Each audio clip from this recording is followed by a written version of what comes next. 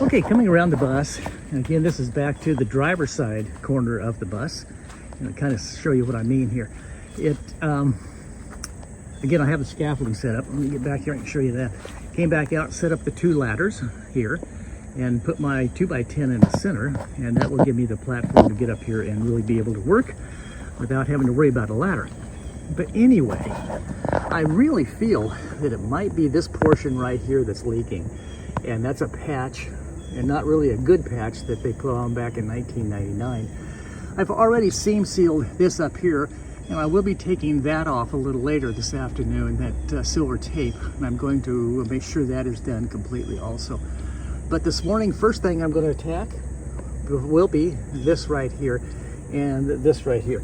See, there's a huge gap right there where they put the rear cap on. Not a great job, but it's what you have to work with, so that's what you do. But if you look up in here, you can see there's a gap. There's a complete gap right there. And even though it's on the bottom side, where it overlaps on the bottom, which you should have done, it still looks like crap.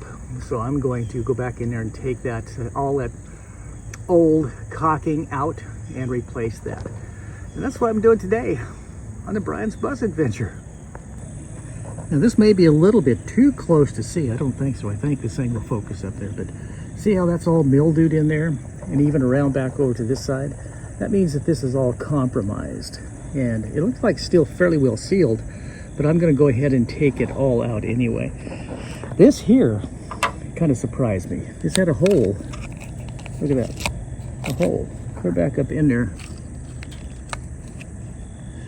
almost the length of the shaft here. So that definitely was not sealed up good, and it could have been, I guess, the capillary effect where it will seek uphill. That one went stupid. I'm going to go ahead and, as you can see here, also and take all this seam out here as far as I can get it for right now, down to, well, at least right here where I can see this is compromised right here. So I'm going to be taking that out.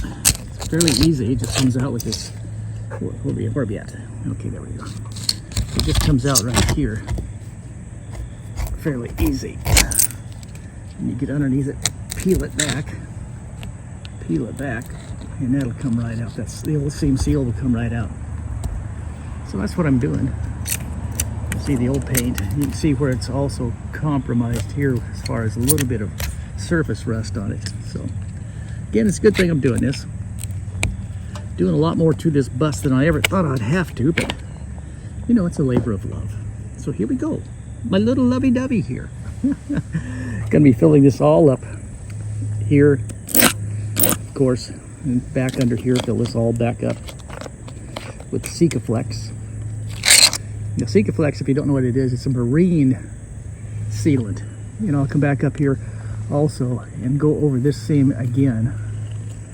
This seam here, just to make sure that it's completely overlapped. It looks good. And then last but not least, I'll get back up here and do that seam up there also. So bear with me, because this is what we're doing today on the Brian's Bus Adventure. If I can hold my camera still. Well, y'all, as you can see, I'm kind of working my way down to this window here. This is a very, very tedious job, and the only way I've really found to get this paint off, as you can see around these rivets where it has surface rust, it just wasn't prepared correctly before it was painted. The same back here with this patch that they put in, besides having a hole a mile deep in it.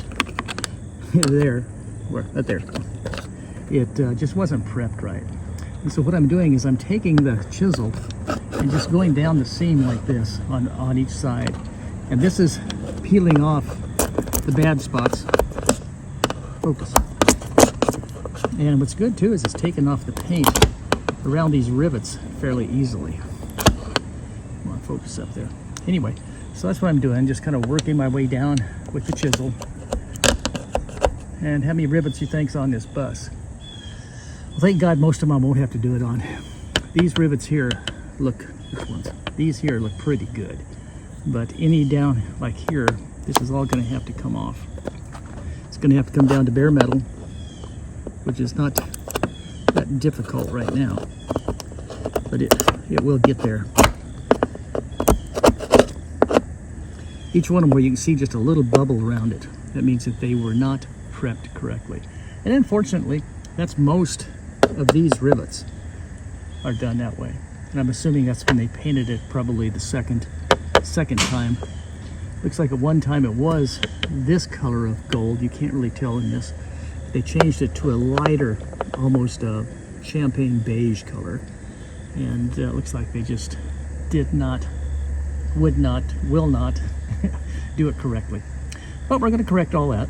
It's going to be painted correctly, and it's going to last way longer than what I have to bus.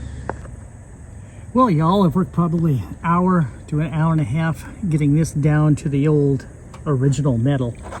As you can see, a lot of these rivets definitely had rust under them. And again, that's just from lack of preparation, correct preparation when you're putting it together. But down here is something else. This patch, this right in through here, they simply bondoed that in. And what happened, these pieces right here, let's see if I can show you here. Rust all the way through it.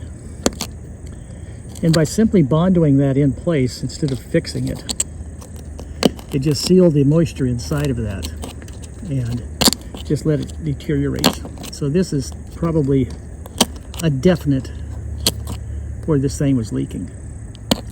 So what I have to do, what I should do is take all of these rivets out and replace that panel right there. That would be the best thing to do, and I might do that. I just might go ahead and, well, I might have to do it. I'm gonna stop that little seep in that one corner.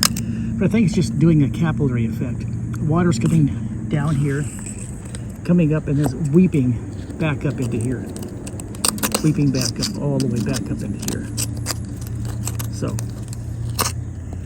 see, I just pull out the metal here where it's rusted. But again, this is part of the TLC that has to be done on an old 1972 GMC bus when people just threw things together carelessly and said, just put it together, customer won't know. And of course that customer didn't know.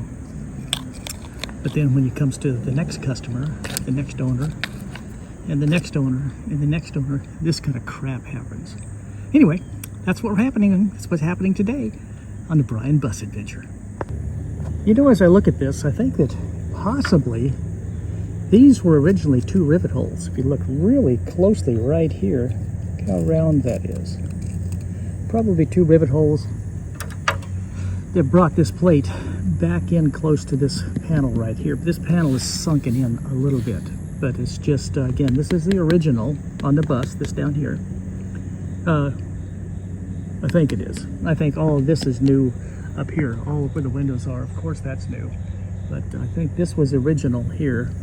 And instead of working this panel correctly and concaving it in and bringing this down correctly to concave in, they just said, okay, let's just patch it together, basically. And that's what this patch here is for.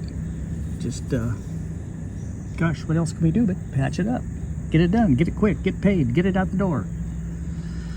Oh well. Anyway, I may just cut this out right here. Cut it out right there.